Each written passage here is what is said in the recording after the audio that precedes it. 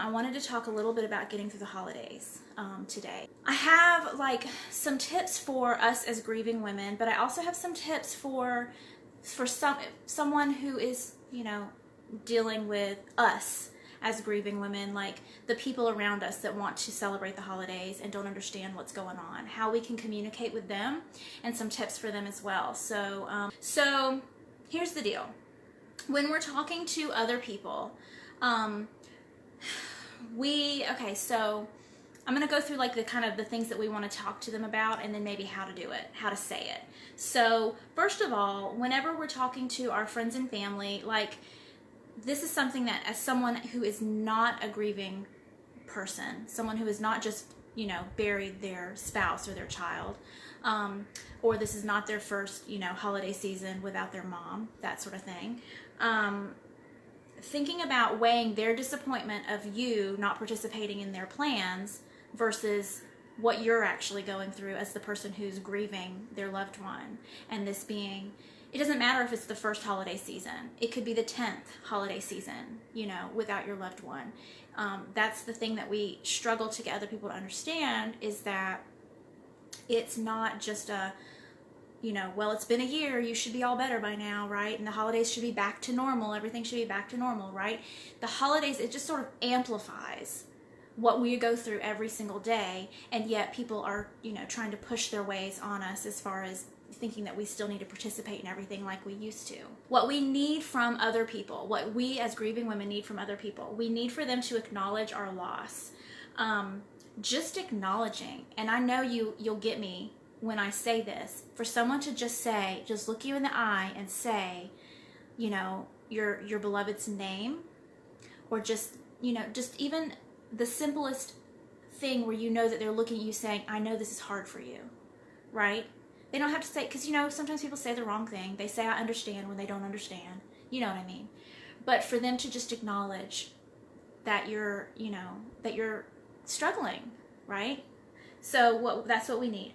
We need for them to be flexible. So here's the thing. It's so hard for us to articulate, yeah, we might agree to go to a party, or we might agree to have a dinner. We might agree to even host, a family get together, or all the different activities that we do through the holidays, right? But if at the last minute we decide we can't handle it, we can't do it, to not get mad at us, right? So being flexible, realizing that we may or may not be able to follow through on things that we attempt to commit to, as far as, holiday plans go. Giving us space, even if we go to an event, to not make us feel bad for leaving early, or if we need to go in the other room and have some downtime or some quiet time, right? Because those times hit where you're all of a sudden, it's like it's just too much. Like all of a sudden you've had too much stimulation, and you have just got to get out of it, right? And we need people to understand that's okay for us to do. And then to give us time. Like I said, regardless of how long it's been, regardless if this is your first holiday season or your 10th holiday season, you can't know from year to year and from season to season how your heart is going to be, or what you're going to need to work on, or what's going to come up for you that's going to make it harder or easier each time, right? So we need for others to understand that. And it's a struggle, obviously, to get people to realize that. So, but we'll get to that too. Also, to grant us mercy, because we're going to mess up, right? We are probably going to commit to too many things and then explode and yell at somebody, or just pent up our emotions and then vomit them on somebody. But to have the ability to help someone realize that's what's happening, that we're not attacking them, but that we need grace and we need mercy. And then also extending grace. That was the next point. We need for people to be willing to come and sit with us, not to be afraid of us, and not to push away from us, not to take our situation personally, right? Not to be frustrated with us, right? Okay. So those are some of the things as far as communicating with other people, what we need from other people all the time, not just during the holidays, but especially just because now it's that time of year and everybody's, you can't get on social media without seeing all the hype and the excitement and everybody talking about it's the best time of the year and all of these things, and everybody gets swept away in it, and you're left standing here thinking, does nobody even realize that I'm still here and there's still somebody missing from my table this holiday season, right? When it comes to for your family members or your friends, but more importantly, your immediate family. So, your spouse, your children, your grown children, siblings, all of the people that you want to still be sure that you include and that you guys, communicate, is to ask. So we have to ask these questions, like what's their work schedule like? Are there other commitments that they need to work around? How do they feel about how we did things last year? Do they want to do something different this year? What worked? What felt good? What didn't feel good? Right?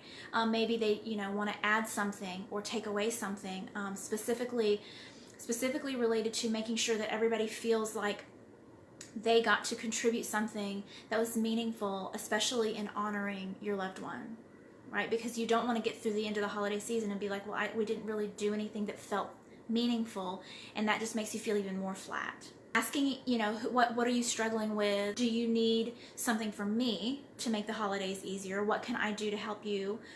Kind of going back and forth about what can we do to make this easier on each other. Maybe changing things up, maybe not even having a big meal where you have to spend all day cooking and cleaning, but instead going out, starting new traditions, something like that. But making sure that everybody's on the same page, within reason.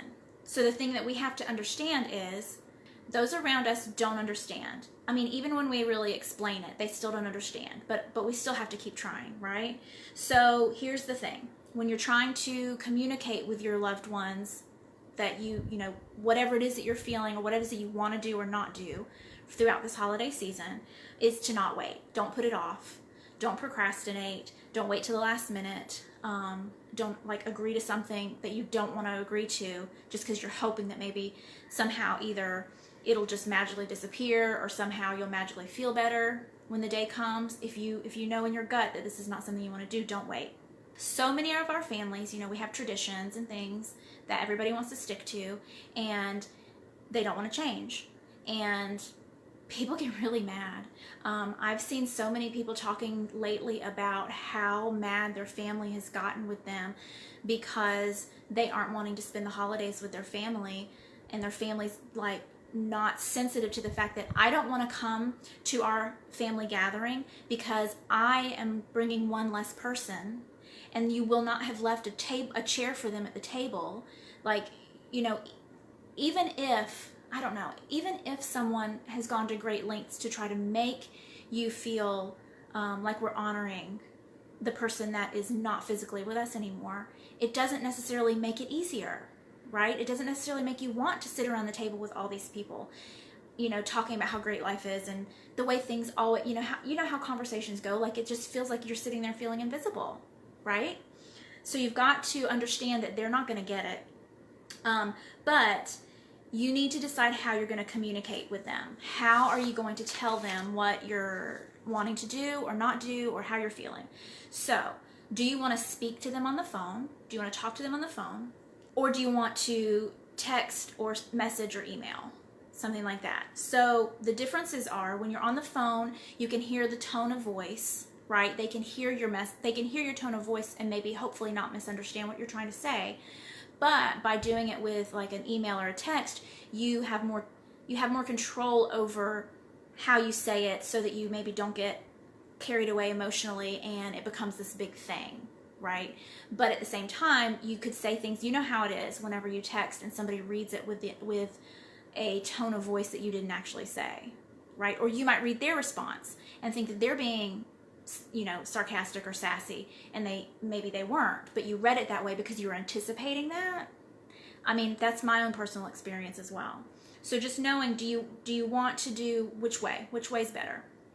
Acknowledging their loss as well, acknowledging that this was someone they loved as well, and this is something that, you know, they're experiencing as well, as far as this person not being here for the holidays, and also their loss of that tradition's going to change now, one way or the other, right? That things aren't going to be like they used to be, if it's a matter of that you're just no longer going to participate in the functions anymore, or you're wanting to change how things are done. There's going to be a loss for them as well. So acknowledging that. It's not nearly as, you know, obviously that's not the end of the world, but just still giving them that little bit of grace. Using I statements. So instead of accusing, trying to be as honest as you can to say, you know, I don't feel like I'm capable of handling the responsibilities that I've always carried with Thanksgiving dinner. I don't feel like I would be comfortable exchanging presents on Christmas Eve with all of the children because my child won't be there, right? So making it about me, how I feel and what I think, and not saying, you know, something along the lines of, you put too much on me, or something like that, to make them feel like you're attacking them. That makes sense. And expect them to resist. Expect there to be kickback. I feel like there's even when someone's saying the right thing and saying, yeah, that's fine, they still feel it, right? And you're still going to get that sense of disappointment and maybe even some attitude, if you are dropping responsibilities you've had, you know, for all these years. And I know y'all know what I'm talking about, because we all have these relationships with our family where we have taken on the responsibility of something, and so because we're the responsible one, nobody else wants to pick up the slack, right? And now here we are saying, I have to choose to protect my energy, and I am going to choose to let this go. If you can, offer an alternative. So like I was saying, like maybe if you said, you know, how about we go out to eat instead of cooking a big dinner, and maybe let them help to make, you know, the arrangements of where we're going to go, or what day we're going to do it on. And then also extending grace to them as well. Assume the best. Assume that they want the best for you and for the whole situation. And ask for clarification before you react, because obviously we are waiting, anticipating for somebody to say something to pick a fight, right? So taking that moment, taking a breath, and asking, can you please explain what you meant, before going off and stabbing them in the eye. And allowing time to respond before you respond to anything if your feelings are hurt. So again, that's another reason why maybe texting or emailing could be better, because you have the chance to sort of digest it and maybe read it a few times and think about what you want to say before you say it, instead of losing your mind on them and, you know, everybody hates each other. So this is extra energy. All of this requires extra energy on our part. And so that's a whole nother thing that we can't make them understand, is like, it's enough for me to get through each day. It takes enough energy for me just to get out of bed every day. So they can't even understand that you're sitting here saying, I'm taking energy that I need for survival to have this conversation with you, and I'm terrified that this is not going to end well, because I am anticipating that, you know, I'm going to be attacked, or that or that I'm going to be so emotionally unstable I can't even complete a sentence because I'm going to be crying my face off, you know, and just in anticipation of that, how much that drains you. So I realize this is more work on us, right? But it's worth it, because our goal is to survive the holidays. If you're in a place where you're looking forward to the holidays and everything's grand and you're excited, then I'm excited for you. That's wonderful. That's wonderful that you're at a place where this is going to be something that you feel like is going to be healing, and you're going to get to see people that you love and have great experiences. That's wonderful. But I feel like for most of us here, we're just trying to survive. We're just trying to get through it, because getting through every day is already a struggle. And so this is just an added struggle on top of that. So just realizing that that's the goal here. The goal here is to survive the holidays. One other thing that's sort of super kind of obvious to me is skipping the holidays. And it could be that you haven't done that before. Like, say this is maybe your third holiday season without your son or without your husband. Just because you you were faking it and just trying to hope that maybe going through the motions would help you feel like you wanted to be involved in the holidays for the last couple of years. And you're looking at it going, well, it didn't actually work that way. It actually, was harder. And so this year, I think I'm ready to make the decision to just skip it. But you don't want to actually say that to people because they'll look at you like you have a third eye. It's okay. And this is me telling you it's okay. So long as you're capable of trying to communicate with people that this is what's best for you and this is what you feel you need to do, and you love them and you still want to spend time with them, but whatever the activities were that you just can't handle the stress of, that it's okay to skip it. You have permission, right? You have permission. This is your life. You are trying to survive, and you have to take care of you first. When I say skip it, though, I don't mean not necessarily just pull the covers over your head and don't get out of bed until January 2nd. You can skip all of the hullabaloo at the same time doing something to honor your loved one. So if you haven't ever done this before, maybe you want to work in a soup kitchen. Maybe on Thanksgiving Day or on Christmas Day, you want to go to work in a soup kitchen, or go to collect toys for foster children, go and take cookies to the police station. There's all kinds of things you can do, and you don't have to do it in your child's name, but you can if you want to. You could do it anonymously. But so there's all kinds of things that you can do that will still give you that holiday spirit, right? Without it being the pressure of faking that you're happy. Does that make sense? So then, like I said, to consider changing how you do meals, letting others be in charge of different things that you used to be in charge of, making new traditions. Maybe your family would be open to the idea of making new traditions. Maybe everyone would say, hey, how about instead of having Thanksgiving dinner and sitting around and doing that, how about we all go and serve in a soup kitchen or something like that instead? Like maybe we could do something new together as a family. Then also, like another thing, in addition to like those service projects that you could do, doing something in memory of your child. So if you like to put up a Christmas tree, having a tree that's just full of ornaments or things that are memories of your child, right? And maybe everyone can contribute something. Having random acts of kindness in your child's name. Making sure that you have a stocking for that person, that sort of thing. Having something where you're letting other people know that this is a specific way that you want to include your child or your husband or your sibling or whoever, so that other people can get on board with it, right? And so you're still including this person. And if your family's not with that, like if they don't want to do this, if they don't want to put that extra chair at the table that nobody's going to sit in because your loved one is sitting there, and they don't want to do that, then peace out.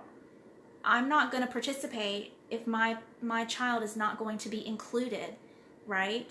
I'm not going to do it. I'm not going to fake it, and I'm not going to act like everything's fine, especially if you're going to be all weird about me saying, I want a chair, and I'll, in whatever way, it will be made known that this is her chair, and she'll be recognized. That matters to me. So if you're not willing to do that, then I'm not participating. Right? And so not saying that in an ugly way, but just saying, look, this is what I got to do.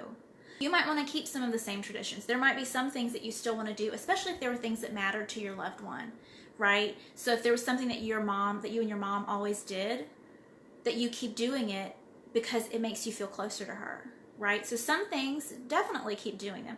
But you know which ones feel good and which ones don't. And it can change from year to year, and that's cool too, right? There's really no rules here. I mean, we think there are, but there's really no rules here. And now, as the person who's grieving, we sort of get to make the rules of how we change things or don't change things. Either way, make a plan. Think about it, what feels right, make a plan, communicate it, hopefully in a healthy way, so that you're ready, instead of it sneaking up on you. Letting people know that we have to do what's best for us, whether we're just completely taking it low-key, and not participating in any of the festivities or whatever. The communication is what matters the most. It could be that you are not letting people know because there's no reason to let people know, because if you haven't been talking to them all year, then they're not really interested in getting together It's, you know what I mean? Like if your family isn't asking you, hey, I want to do this, or are we going to spend time together? If they're not reaching out to you, you don't have to open that wound and, you know, find out, I don't know, that they already had decided you weren't going to participate. You know, if there's already no communication there, then it sort of gives you a pass to have to even open this door, in my opinion. That might not be the case for you. Just remember, everything I say is to be taken and used, or taken and discarded, whatever works for you. Because nobody else gets to judge what you do or how you do or anything. Just basically communicating things, because as far as other people go, like, they don't understand why we're doing what we need to do to get through this holiday season. So we need to communicate that with them. If we can, you know, to approach them and say, you know, this is what's going on. If you feel like you can. If you feel like you can have a conversation that isn't going to end in a fight. But I know there are people that every time you try to talk to them, it doesn't end well, no matter how you approach them. Oh, also, you know, if you feel like you can do more, but everybody, like, maybe everybody's assumed that you didn't want to cook at all, but you actually do want to cook, like, let people know. Like, actually, you know, I would enjoy still making my special dish or whatever. That you don't have to give up all of your responsibilities if they are something that you actually feel like doing. I think that's it. I think that's everything that I really wanted to cover today, because that was enough, right? That was enough. But from Halloween now till New Year's, like, this is the time of year where everybody loses their minds, everybody's shopping like mad, everybody's going to different parties, and there's gift exchanges and just tons of things. And none of that's ever really been my jam anyway, so it's not as hard for me to just be like, peace out, I'm staying home. But if that's something that for you, you know, you've always been caught up in it, even if it was something that you loved, right? Even if it wasn't something that you kind of dreaded every year, even if it was something that you loved, knowing that whatever it is that your gut instinct tells you, that's the right thing to do or not do, okay? You are the one that's in control of what you do and don't do to survive the holidays, to protect your energy, and to take care of yourself through the holiday season and beyond, and beyond. Okay, definitely comment and let me know if this was helpful. Anything that you think of that you're like, oh, you know what, this is something that worked for me. Maybe somebody else might, this might be good for them. You know, like, kind of share things that you've done to protect your energy and to take good care of yourself through the holiday season. Share, and that's it. That's it. So I love y'all so much, and I will talk to you soon.